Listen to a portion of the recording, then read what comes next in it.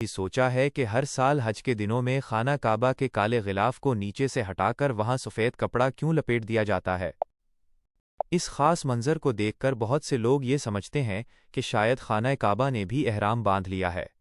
اسے عام زبان میں احرام کعبہ بھی کہا جاتا ہے، لیکن حقیقت میں یہ عمل ایک خاص انتظامی اور حفاظتی ضرورت کے تحت کیا جاتا ہے۔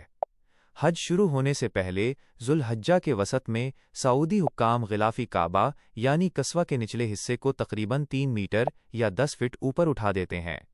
اس کے بعد اس خالی جگہ کو ایک مضبوط سفید سوتی کپڑے سے ڈھانپ دیا جاتا ہے۔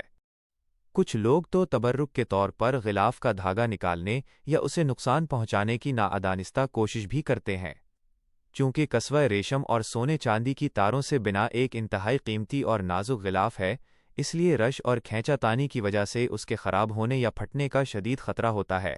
اس قیمتی غلاف کو اس نقصان سے بچانے کے لیے اسے اوپر کر دیا جاتا ہے اور نیچے سفید کپڑا لگا دیا جاتا ہے جو رش اور رگڑ کو برداشت کر سکے اور کعبہ کی دیوار کی حفاظت کر سکے۔ اختتام: یہ سفید کپڑا پورے ایام حج کے دوران وہاں رہتا ہے۔ جیسے ہی حج کا سیزن ختم ہوتا ہے اور رش کم ہو جاتا ہے، اس سفید کپڑے کو ہٹا کر اصلی غلافی کعبہ کو دوبارہ اپنی جگہ پر نیچے کر دیا جاتا ہے۔ دعائیہ کلمات: سبحان اللہ! اللہ پاک کی ہر حکمت بے مثال ہے۔ اللہ پاک ہم سب کو بار بار اپنے گھر کی باادب زیارت نصیب فرمائے، آمین۔ آپ کو اس سے پہلے غلافی کعبہ کے بارے میں یہ بات معلوم تھی؟